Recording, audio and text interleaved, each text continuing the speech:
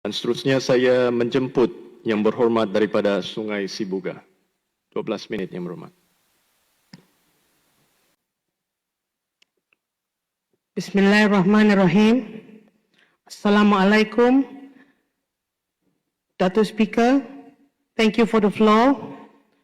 Today, I rise to debate the Belanjawan 2026 with sincerity, with discipline, and with the full weight of the voices from Sungai Sibuga.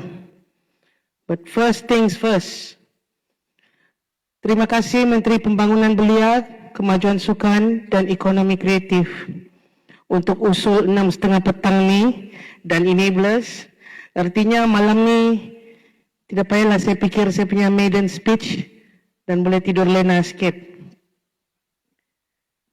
Sebelum saya meneruskan, saya ingin merakam secara resmi kepada seluruh bangsa N52 Sungai Sibuga yang telah melaksanakan tanggungjawab dan memelihara hak mereka dengan turun mengundi. Penghargaan tertinggi buat anda kerana meluangkan sedikit hayat nyawa anda dan mengambil keputusan berani menentukan nasib anda sendiri. Kepada yang belum diberi peluang oleh Allah Ta'ala untuk menggunakan kuasa mengundi, semoga rezeki anda akan tiba pada masa yang akan datang.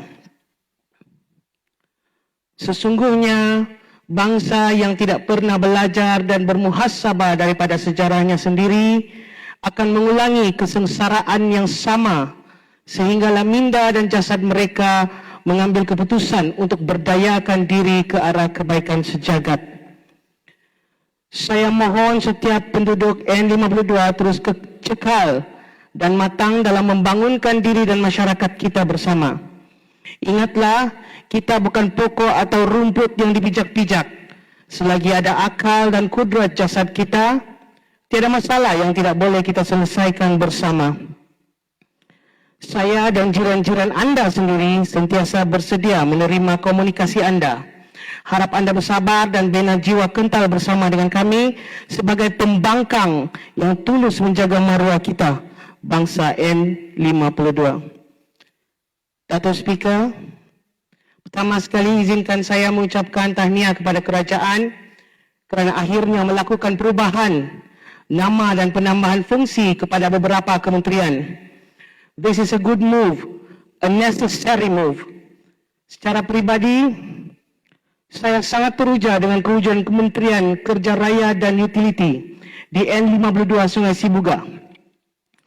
Penduduk tidak kiralah penyokong pembangkang atau penyokong kerajaan, rajin mereka mengemaskinikan saya setiap hari tentang masalah utility, air, karan, parit tersumbat, jalan gelap bahaya yang seram, jalan berlubang saiz kolam ikan. They update me everywhere, Dato' Speaker.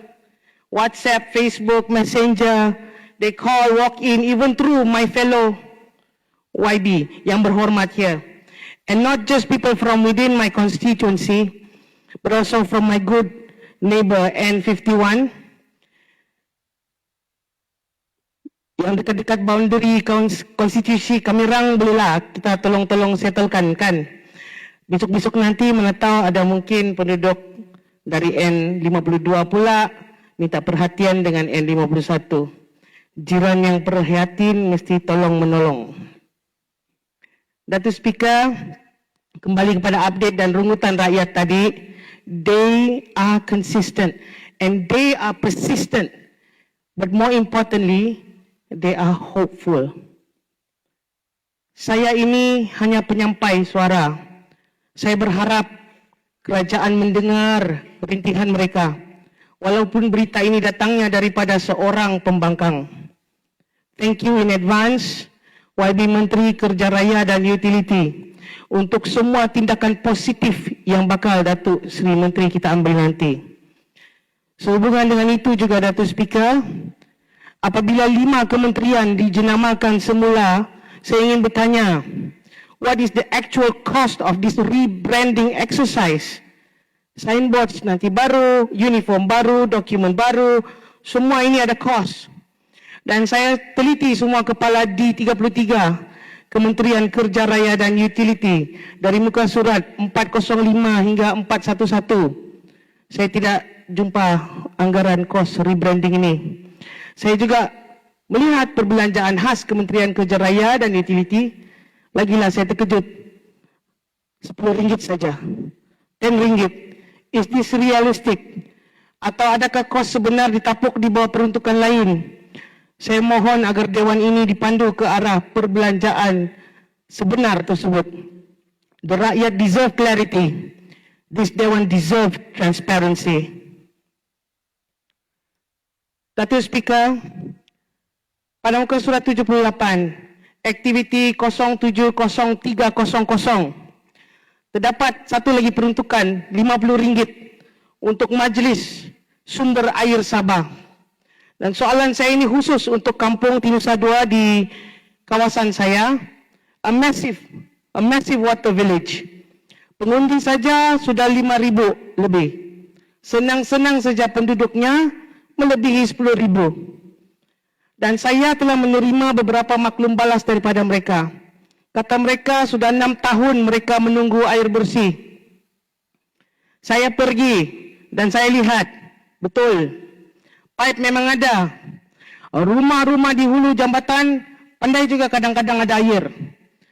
Tapi selalu tekanan air itu rendah, menyebabkan air tidak sampai ke rumah-rumah yang di hujung-hujung sana. Saya sendiri juga telah melihat dan mendapati ada kesan jurutera yang tidak bertauliah menebuk pipe tanpa izin PTI. Berleluasa, Datuk Speaker. Dan saya risau, 3,025 orang kaki tangan Jabatan Air yang dikurniakan emolumen bagi tahun 2026 ini masih tidak mencukupi sebenarnya. Maybe we need to double up the number to 6,050 or double up on efficiency. This is again not about luxury. This is not politics. Water is basic human dignity. Dan pencuri air itu is a you and I problem. It's our problem together. Dan soalan saya ini, shouldn't Majlis Sumber Air Sabah be empowered as a proper think tank to solve issues like this? And certainly RM50 is not empowering, Datuk Speaker, kan? If RM50 is the reflection of this government's commitment, then we all should be deeply concerned. Dan persoalan ini bukan hanya untuk Kampung Tinusa 2. Ia juga relevan untuk penempatan lain seperti PPR Batu Putih yang selalu tiada air, Sungai Kayu, Sungai Obar dan penempatan lain seumpamanya di Sungai Sibuga. Ini belum masuk lagi rungutan penduduk yang kurang berdaya akibat menghadapi tragedi kesihatan. Contohnya, membersih luka diabetisnya perlu air bersih, membersih stoma bagnya perlu air bersih, dan pelbagai lagi. Datuk Speaker, kembali ke Kampung Tinusa 2 lagi. That massive water village. Bukan saja ianya padat, ianya terlalu padat. If there is no intelligent intervention, orang punya traffic congestion will never be resolved. Not in 5 years, not in 50 years. Tapi apabila saya melihat program 080000 muka surat 470, ada satu perbelanjaan khas untuk Jabatan Perancang Bandar dan Wiraya, RM20 saja. If this budget reflects the government's priority again, and Kampung Tinusa 2 and similar settlements will continue to be kilang menjana masalah Sabah forever. Dan membiarkan Kampung Tinusa 2 berkembang tanpa kawalan terancang akan akhirnya membebankan kerajaan sendiri. Ironinya, majoriti daripada mereka ini adalah pengundi kerajaan yang setia. Selama 31 tahun mereka menjadi deposit tetap politik yang berpihak kepada kerajaan. But loyalty without development and progress is exploitation.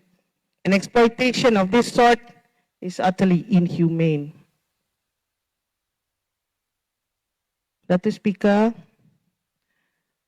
sebagai aktivis MA63, saya tidak mampu mau kasih malu kumpulan DNA 63 saya. Walaupun kerajaan telah menambah fungsi 5 kementerian, saya agak kecewa kerana tidak pula saya terlihat pemasyuran MA63 ini betul-betul terrefleksi dalam agenda kerajaan kali ini. I was hoping, sincerely hoping, at least for a dedicated ministry, a department or a unit seperti Sarawak. Because whatever we had the last 5 years clearly is not working. Not with our 40%, not with our ambalat, not with Minyak Sabah, and certainly not talking about Sulu in this August House. Bila kita lihat ke Sarawak, kejayaan Sarawak tu nyata. Rakyat mereka rasai hasilnya. Mungkin salah satu sebabnya kerana MA63 diberdayakan sebagai sebuah unit di bawah Jabatan Premier Sarawak itu sendiri. Ini boleh ditiru. Oleh itu, Datuk Speaker, saya ingin mengajak Dewan ini untuk sama-sama bersetuju bahawa it is time for Sabahans to wear and embody our true Sabahan identity. Untuk merealisasikan jati diri itu, kita mesti kembali kepada asal-usul pembentuk Persekutuan Malaysia. Ianya bukan dikira cukup setelah mentelaah MA63, IGC, KOBOL, perlembagaan dan sebagainya saja. We have to dive deeper. Remember, our foundation is based on integration, not assimilation. It is our undeniable right to preserve Sabah, our unique identity. Datuk Speaker, dengan segala isu yang telah saya bangkitkan tadi, isu air, utility, isu perancangan bandar, isu MA63, saya ingin menyatakan dengan penuh hormat, I may not be able to fully support this budget until the government demonstrate clear, decisive, measurable steps to address the people's issue in my constituency and in Sabah generally. Rakyat mungkin boleh makan janji yang disajikan, tapi rakyat lebih perlukan tindakan positif untuk boleh bersandar pada kerajaan ini semula. Thank you, Datuk Speaker. Amare et Servire, Perago et Perago. Merry Christmas, Happy New Year, Sungai Sibuga. Wallahualam. Thank you, Your Honorable Sungai Sibuga.